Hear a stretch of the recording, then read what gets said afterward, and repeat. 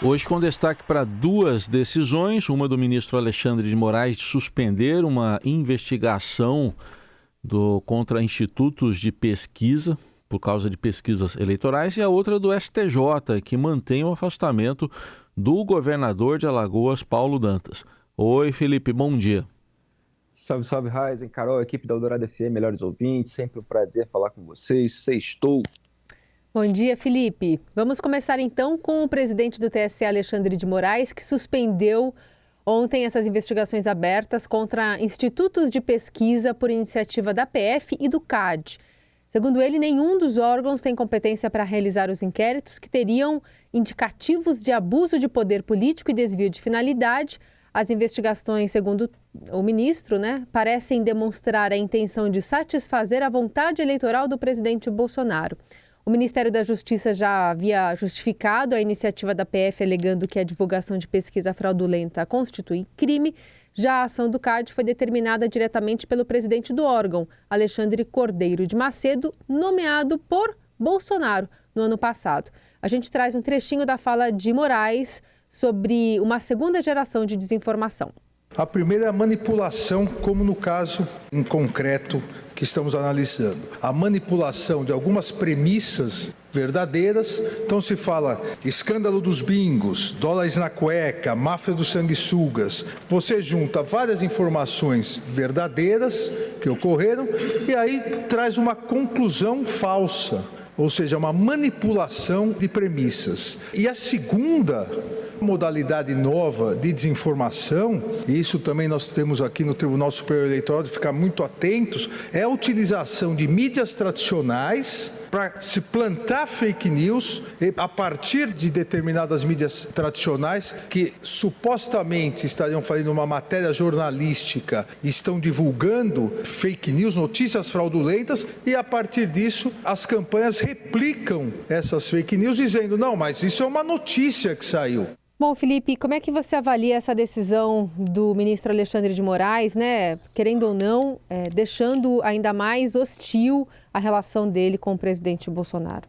Pois é, Carol, primeiro é preciso distinguir que há dois casos aí. A suspensão das investigações sobre os institutos de pesquisa e houve também uma decisão que não é exclusiva do Alexandre de Moraes, foi uma decisão colegiada de suspender um vídeo sobre os escândalos de corrupção dos governos do PT e que associavam o Lula ali a todo esse processo, Então, nesse momento de polarização tóxica, nesse momento de populismo, de nós contra eles, existe uma avaliação sempre muito rasa de que quem está em beligerância, por exemplo, com uma dessas lideranças, está sempre errado, seja qual for a hipótese. E a gente, como jornalista, precisa avaliar caso a caso, saindo dessa rixa pessoal que existe entre grupos políticos e membros do Poder Judiciário ou da Justiça Eleitoral. Então, em relação à suspensão das investigações sobre institutos de pesquisa, é bom deixar claro isso que você bem citou, que o Alexandre Cordeiro, que está lá no comando do CAD, foi indicado para o cargo pelo ministro da Casa Civil, Ciro Nogueira, portanto, por um aliado do Jair Bolsonaro, velho cacique do Centrão, ali do PP, mesmo partido do Arthur Lira, do Ricardo Barros, e é um dos coordenadores da campanha do Bolsonaro, o Ciro Nogueira. E a Sabá Cordeiro, irmã do presidente do CAD, é chefe de gabinete desse mesmo ministro.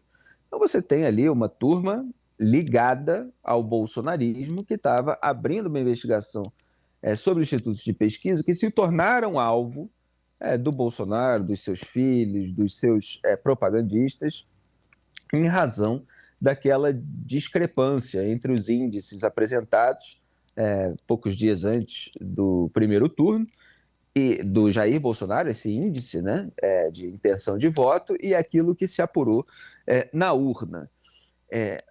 Quando se fala ali de uma espécie de conluio, de possível formação de cartel, para você investigar isso, você precisa ter o mínimo de indício de que aquilo aconteceu. Quer dizer, você só ter uma discrepância entre o índice de intenção de voto de um candidato e aquilo que apareceu na urna não é um indício de um esquema criminoso, seja qual for a investigação nesse sentido. Então, é claro que os institutos têm as suas alegações, eles precisam sim rever a sua metodologia, existem diversas questões que estão sendo apontadas, o alto índice de abstenção, o número de indecisos que só decidem ali em cima da hora, mas para além desses detalhes de migração de voto por causa do voto útil nos últimos dias, nos últimos momentos, tem, por exemplo, a questão da rede, quer dizer, e isso acontece muito no bolsonarismo, quer dizer, uma influência muito grande pelas redes sociais que faz com que muita gente de regiões diferentes tenha aquela mesma percepção da realidade ou o mesmo sentimento contrário a um outro candidato, e isso é mais difícil atualmente de mapear, porque as pessoas ali geograficamente estão espalhadas, mas elas estão unidas por uma narrativa virtual. E os institutos usam esses instrumentos mais tradicionais, mais antigos, com esse mapeamento regional. E isso pode estar causando algum déficit na captação de votos de quem tem muita força virtual, por exemplo. Então, há uma série de questões de metodologia que precisam ser devidamente revisadas pelos institutos. Agora, quando o instituto fica distante do resultado da apuração, ele eventualmente perde credibilidade. Então, você tem a própria atuação desse mercado livre, a própria percepção do eleitorado de que o instituto falhou, e isso já pega mal para o instituto, evidentemente. Daí a fazer uma acusação criminosa é um passo muito grande. Então, assim, está correta a decisão, e fora a questão da competência. De fato, é a Justiça Eleitoral que está encarregada disso, isso está disciplinado ali no artigo 23 do Código Eleitoral. Então, o que você tem é uma estratégia política, eu tinha falado disso muito antes dessa decisão, do bolsonarismo, de sempre mirar em algum alvo para posar de vítima de uma grande conspiração do sistema e manter um discurso antissistema, com o qual Jair Bolsonaro foi eleito em 2018, e que não faz o menor sentido hoje. Porque Jair Bolsonaro escrevia artigos a respeito, foi a cortina de fumaça ideal do sistema, com esse tipo de beligerância seletiva, e às vezes até eu digo metonímica, né? Porque, por exemplo, fala assim, o Bolsonaro está atuando contra o Supremo Tribunal Federal. Não é isso, tá? Aí você está pegando a parte pelo todo. Por exemplo, ele tem essa beligerância com Alexandre de Moraes, teve com Luiz Roberto Barroso, teve com Luiz Edson Fachin. Agora ele tem com Gilmar Mendes, com Dias Toffoli? Não. O Gilmar Mendes, o Ricardo Lewandowski e o Cássio Nunes Marques, que foi o primeiro a ser indicado pelo Jair Bolsonaro, votaram para manter o foro privilegiado retroativo do Flávio Bolsonaro, e olha que não faltaram os chamados embargos auriculares, né? A conversinha no pé do ouvido, nos bastidores do Poder Judiciário. Gilmar Mendes volta e meia fala, eu estava tomando outro dia cafezinho com o Jair Bolsonaro, e aí a gente brincou disso, daquilo. Dias Toffoli abraçou o Bolsonaro num sábado à noite para festejar a indicação do Cássio Nunes Marques. Então, assim, é preciso ser contestada essa história de beligerância, porque não é exatamente assim. Mas o Bolsonaro precisa de um discurso antissistema, porque isso mobiliza eleitorado. Então, até outro dia, o discurso era contra as urnas eletrônicas. Só que, como o resultado foi positivo para o bolsonarismo, elegeram muitos parlamentares, ficaram ali, aparentemente, com uma maioria no Senado Federal que não tinham antes, tanto que a gente teve a CPI da pandemia. Aí eles não contestaram a urna eletrônica. Eventualmente, se o presidente perder a eleição presidencial, eles vão ter que fazer a contestação pontual, né? Porque eles têm candidatos, por exemplo, que estão muito bem no índice no segundo turno, como o Tarcísio de Freitas em São Paulo, como o Onyx Lorenzoni lá no Rio Grande do Sul. Então, o que o Bolsonaro vai precisar alegar? Que a votação eventualmente está certa, se eles forem eleitos, né? Ou pelo menos um deles, em São Paulo ou no Rio Grande do Sul, mas não está certa para presidente, ou a mesma urna está dando votos enviesados numa eleição, mas não na outra, ou só em outros estados houve problema, quer dizer, fica mais difícil. Então, precisou focar nos institutos de pesquisa. É um novo alvo para ter toda essa pose. Então, assim, essas investigações, a instalação delas é absurda. É claro que os institutos têm que ser questionados, é claro que há uma crítica no ar, e uma eventual perda de credibilidade, mas isso é o mercado livre atuando. Os institutos que chegam mais perto, eles ganham maior credibilidade e as pessoas podem falar isso, podem criticar, mas para haver uma investigação na esfera penal ou uma questão a respeito de distorção de mercado, de conluio, de concorrência desleal, você tem que ter um mínimo de indício, e esse indício não apareceu. Quer dizer, uma mensagem que houve uma combinação, uma gravação, qualquer coisa nesse sentido. Não há. Então, o que há é a instrumentalização de órgãos de fiscalização e controle por parte de um grupo político, e isso não pode ser permitido dessa maneira. Agora, a outra questão, é claro, assim, desculpe me estender, mas é que os assuntos são muito complexos, né, minuciosos, precisa aqui de uma análise minuciosa. Aí é mais grave, que houve uma decisão de suspender, de retirar do ar um vídeo que enumerava ali os escândalos de corrupção dos governos do PT, e uma decisão com um voto divergente do Ricardo Lewandowski, que foi acompanhado pelo Alexandre de Moraes, pela Carmen Lúcia, pelo Benedito Gonçalves, mas houve ministros, né? Inclusive o relator Paulo de Tarso e depois o Sérgio Banhos e o Carlos Robach, que votaram contra essa retirada do ar, mas ficaram minoritários, foram votos vencidos, em que se considerou que houve uma desordem informacional, quer dizer, você parte de premissas verdadeiras para chegar a uma conclusão falsa. Agora, esses ministros não detalharam qual é a falsidade da conclusão. Vocês já ouviram aí o Alexandre de Moraes falar a respeito disso, e ele não entrou no mérito específico da conclusão falsa. Então, você tem, por um lado, também uma justiça eleitoral tentando atuar como editora da nação, né? E o eleitorado ele pode ouvir ali aquelas informações, tirar as suas próprias conclusões, se não há algo efetivamente mentiroso. Eles estão reconhecendo que os fatos aconteceram, quer dizer, escândalo do mensalão aconteceu, escândalo dos dólares na cueca aconteceu, máfia das sanguessugas aconteceu.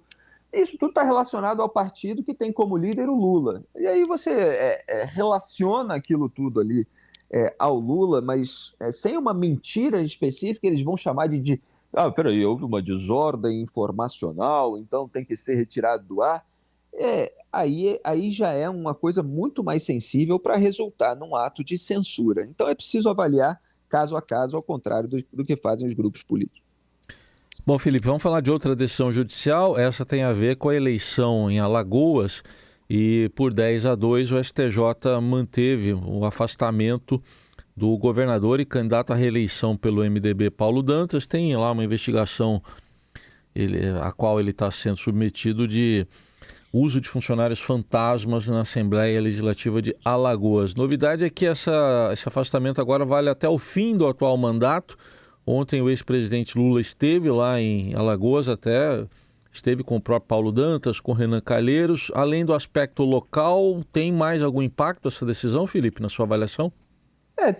Pode ter, até na eleição presidencial, né? A princípio não se teria, só que como a gente tem uma eleição presidencial muito acirrada, qualquer pontinho a mais, qualquer voto vai ser eventualmente decidido voto a voto. Pode respingar, porque é o candidato do Lula lá em Alagoas e do Renan Calheiros, né, contra o candidato do Arthur Lira, presidente da Câmara, que é aliado do Jair Bolsonaro e que, curiosamente, foi alvo de 2 condenações por improbidade em relação a casos que aconteceram também na Assembleia Legislativa do Estado de Alagoas, né? Então, muitas vezes a gente vê o sujo falando do mal lavado. É assim na esfera federal, é assim na esfera estadual. Renan Calheiros estava lá acusando o Arthur Lira, acusando o bolsonarismo como um todo de ingerência política. Agora, o fato é que o tribunal concluiu que há provas robustas do uso de funcionários fantasmas. O Paulo Dantas, governador que foi afastado, ele era presidente da Assembleia Legislativa de Alagoas. E esse esquema aconteceu desde 2019 com desvio de 54 milhões de reais. Não dá para chamar mais de rachadinha esse tipo de esquema criminoso. Isso aconteceu na Assembleia Legislativa do Estado do Rio de Janeiro.